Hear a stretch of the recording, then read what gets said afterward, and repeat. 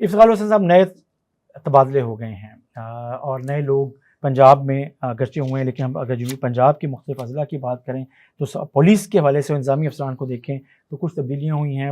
SSP level के और SP level के और DPO लेवल के लोग तब्दील हुए हैं।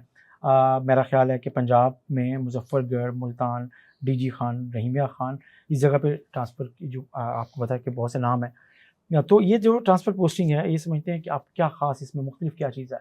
ट्रांसफ़र पोस्टिंग तो रूटीन की होती है और ये गवर्नमेंट का इख्तियार है कि जब मर्ज़ी अफसरान को तब्दील कर दे और उसकी जगह किसी नए को लगा दे। लेकिन ये अभी हालिया तकर्रर और तबादले हैं, इसको किस अंदाज़ में लोगों को देखना चाहिए?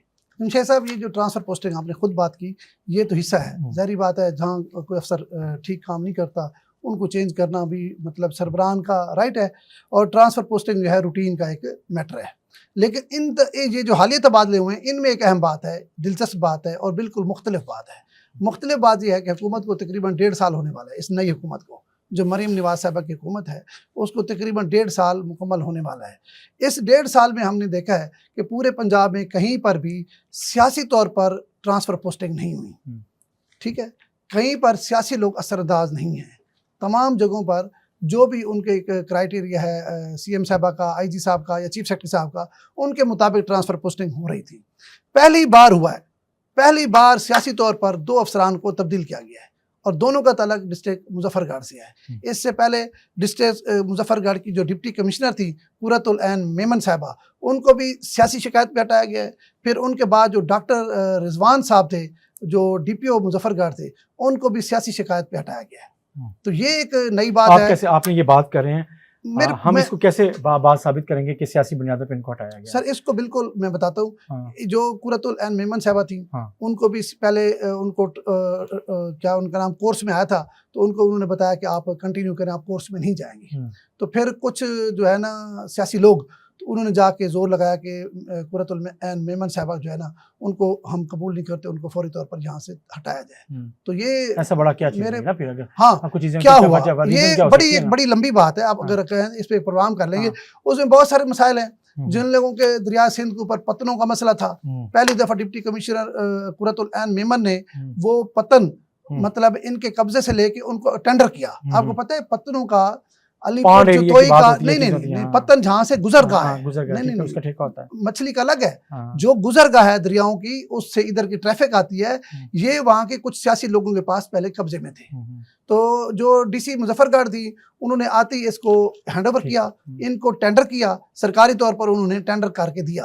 तो जाहिर बात है वहाँ पर भी उनको प्रॉब्लम आई। जाहिर बात है जो ये इलाके हैं ना दरिया के साथ साथ, सियासी लोग, इनकी अपनी बादशाही है, ये बहुत कम तस्लीम करते हैं। एक रीजन आप समझते हैं कि शायद ये बनाओ, एक ये है। इसके अलावा कुछ पटवारियों का मसला था, जिला कौंसिल कुछ स्टाफ का था, मतलब बहुत सारा उन्होंने जहाँ उनके थे ना। समझते हैं इफ्तिखार साहब कि जब हम पहले बात, आपने खुद जुमला बोला प्रोग्राम के शुरू में कि जी ट्रांसफर पोस्टिंग सियासी तौर पे नहीं होती, मैंने तो कहा पहली दफा। आप अभी कह रहे हैं कि नहीं ट्रांसफर पोस्टिंग सियासी तौर पे। ये जो इश्यूज बता रहे हैं, ये इतने बड़े इश्यूज बज़ाहिर नहीं लगते कि जिसकी वजह से मेरी यार सुने, ये मैंने बाकी पूरे पंजाब में नहीं कहा। मैंने आपको सिर्फ एक जिले का। अच्छा, दूसरी बात आपने तो ट्रांसफर पोस्टिंग तो DG खान में भी हुई है, मुल्तान में भी हुई है, बाकी जिलों में भी है। सिर्फ मैं मुजफ्फरगढ़ की बात कर रहा हूँ। मुजफ्फरगढ़ में DPO और DC दोनों। DPO क्यों हुआ? हाँ, DPO मुजफ्फरगढ़ जो थे, हाँ मैं बताता हूँ ना, सुने, डॉक्टर रिजवान साहब मुल्तान भी रहे, बाकी जिलों में भी रहे, जहाँ रहे उन्होंने हमेशा मेरिट को तरजीह दी है,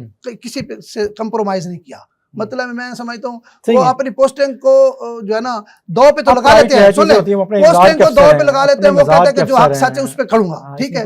वहां पर देखें, वहां पर उनके साथ जितने मुस्लिम लीग हिजरा खानदान वो आते ही उनसे उनके इख्तलाफात शुरू हो गए, ठीक है। इसी तरह जो मुस्लिम लीग के अलीपुर के जो है MNA MPs वो भी नाराज हो गए, क्योंकि वो था जीरो टॉलरेंस। जीरो टॉलरेंस का मतलब वो मानता नहीं था किसी की, मतलब उसके हमेशा ये रहा है काम। तो अब क्योंकि सियासतदानों की डिमांड है कि हमें तो वो बंदा चाहिए जो हमारे साथ कोऑपरेट करे, 19-20 करे, कई सियासी लोगों की माननी पड़ती है, कहीं पुलिस वालों की माननी पड़ती है।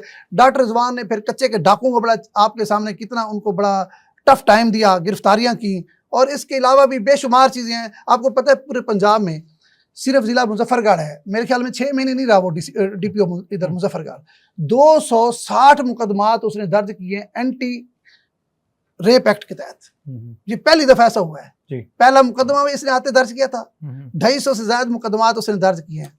आपको पता है ये जो रेप लेकिन के अब केसेस थे ना, मैं फिर कह रहा ये हूं भी कि बड़े टूल होते हैं। दोनों ये जो दोनों अफसरान को दोनों- मेरे इतलात के मुताबिक सुने, हाँ, हाँ, मेरी खबर के मुताबिक डिप्टी कमिश्नर कुरतुल ऐन मेमन को हम्म। और डीपीओ मुजफ्फरगढ़ डॉक्टर रिजवान साहब को, दोनों को सियासी बुनियादों पे, सियासी असर रसूख वाले लोगों की वजह से हटाया गया। चले मुझे ये बताएं कि दोनों को कौन से इलाके के सियासतदानों के असर पे और दबाव पे डाला मैंने और बता आगे तो दिया, और ऐसी कौन सी मजबूरी है जिसके आपको तहत बता तो दिए सीएम या वो देखें, चीजें उसके ऊपर वो और वो बात बनवाने में भी कामयाब हो गए हों? देखिए मैं बताता हूँ, मुजफ्फरगढ़ में आपको पता है बड़े बड़े सियासतदान नहीं, बैठे हैं। कितने बड़े सियासतदान हैं हंजरा यार, खानदान कितने बड़े है, सियासतदान हैं, गुपान बड़े हैं, खानदान हर जगह पे है। बड़े अच्छा, सियासतदान हैं, बड़े लेकिन खानदान हैं। मुजफ्फरगढ़ आपको पता है एक मुश्किल और टफ जिला है। हाँ। आप इसको समझे, इसको मुल्तान या डीजी खान ना ठीक समझे। है, ठीक है। यहाँ के सियासतदानों का मैं मिजाज सिर्फ- बिल्कुल मुख्तलिफ है। सुन मैं लें। सिर्फ मुख्तलिफ फिर बात- अगली बात यह है कि हालांकि आपको पता है इस वक्त तो डीपीओ का चेंज नहीं होना चाहिए था, इलेक्शन हो रहा था जमशेद हस्ती का, वो तो चलो हाई कोर्ट ने वो किया, तो उसी टाइम में इन्होंने हटवाया। जरा ज़हन में रखना कि नया अगर शेड्यूल आ जाता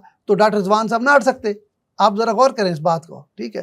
तो बाकी डीपीओ डीजी खान चेंज हुए हैं, बाकी में बात कर लेते हैं। वो जो डीपीओ थे सैयद अली शाह साहब, वो 2 साल के लिए जापान जा रहे हैं, उनका ड्यू था। वहाँ पर तारिक विलायत साहब आ गए हैं, वो भी बड़े अच्छे अफसर आ गए हैं, ठीक है। मुल्तान में हमारे हाँ, सीटीओ काशिफ असलम साहब आ गए हैं, जो पहले भी रहे हैं, महरान मुल्तान खान साहब थे, में वो डीपीओ अटक लग गए हैं, ठीक है। इसी तरह नसरुल्लाह खान बड़ैच नसरुल्लाह साहब थे, नसरुल्लाह वो बड़ैच जो रहीम यार खान से थे, मुल्तान आ गए हैं, मुल्तान आ गए। ठीक है। इसी तरह और भी ट्रांसफर पोस्टिंग हुई है। हुई हैं। और गुजरात के डीपीओ को भी चेंज किया गया है, ननकाना को भी चेंज किया गया है, मतलब पूरे पंजाब में है। लेकिन जो अहम तरीन बात थी हमारी गुफ्तगू की, हाँ, वो जिला मुजफ्फरगढ़ था। मैं कहता हूं जिला मुजफ्फरगढ़ के दोनों अफसरान को आप कह रहे मेरी हैं खबर के मुताबिक, मेरी इतला के मुताबिक हाँ। दोनों को सियासी बुनियादों पर हटाया गया है। अच्छा, आप जिसको कह रहे हैं सियासी बुनियादों पर हटाया गया है, और को आप समझते हैं कि सियासी दबाव होगा इलाके के लोगों का, अपनी जगह पर है। मेरा ख्याल है कि एक अगर ये बात करें, इसमें एक और एंगल भी हो सकता है कि इसमें मुमकिन तौर पे जो ज़िमनी इलेक्शन हो सकता है, शायद उसकी एक वजह वो भी हो सकता है